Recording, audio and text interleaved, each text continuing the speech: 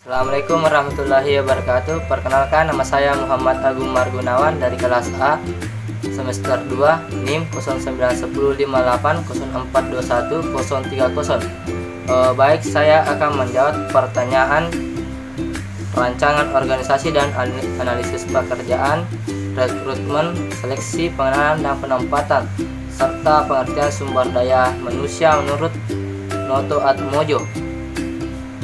Yang pertama, rancangan organisasi. Rancangan organisasi adalah suatu proses untuk merancang struktur formal, mengelompokkan dan mengatur serta membagi tugas atau pekerjaan di antara para anggota organisasi agar tujuan organisasi dapat dicapai dengan efisien.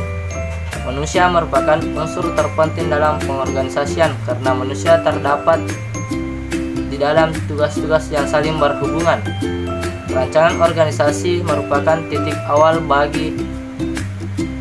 awal bagi pencarian tenaga kerja.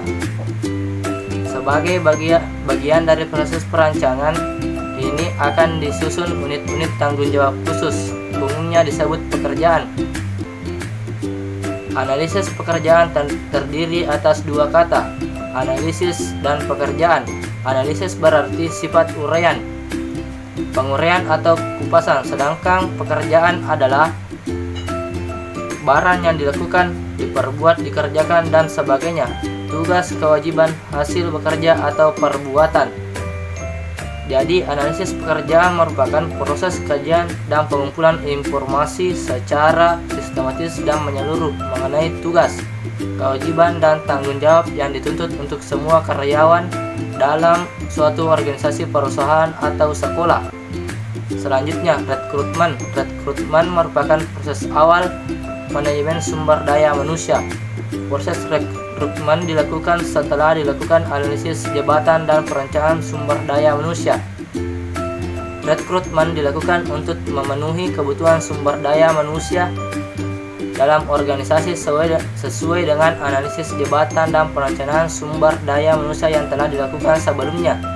Rekrutmen dimulai dari proses pencarian pelamar, baik dari lingkungan internal maupun lingkungan eksternal organisasi. Proses rekrutmen menghasilkan surat lamaran yang siap untuk diseleksi pada tahap berikutnya. Rekrutmen memberikan kesempatan yang besar kepada organisasi untuk memilih dan menseleksi calon pekerja atau karyawan sesuai dengan kebutuhan dan klasifikasi posisi dan jabatan tertentu. Selanjutnya, seleksi. Seleksi adalah kegiatan dalam manajemen sumber daya manusia yang dilakukan setelah proses rekrutmen selesai dilaksanakan. Hal ini berarti telah terkumpul sejumlah pelamar yang memenuhi syarat untuk kemudian dipilih mana yang dapat ditetapkan sebagai karyawan dalam suatu perusahaan. Proses pemilihan ini yang dinamakan dengan seleksi. Proses seleksi dalam memutuskan pelamar mana yang akan diterima. Selanjutnya, penempatan merupakan penugasan penugasan kembali dari seorang karyawan pada sebuah pekerjaan baru. Kebanyakan keputusan penempatan dibuat oleh manajer lini.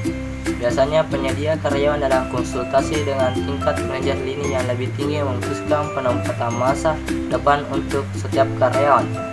Pelaksanaan penempatan karyawan yang tepat akan tercipta manakala kemampuan bekerja dari pegawai sudah sesuai dengan standar yang dibutuhkan untuk melakukan pekerjaan yang dipercayakan kepadanya.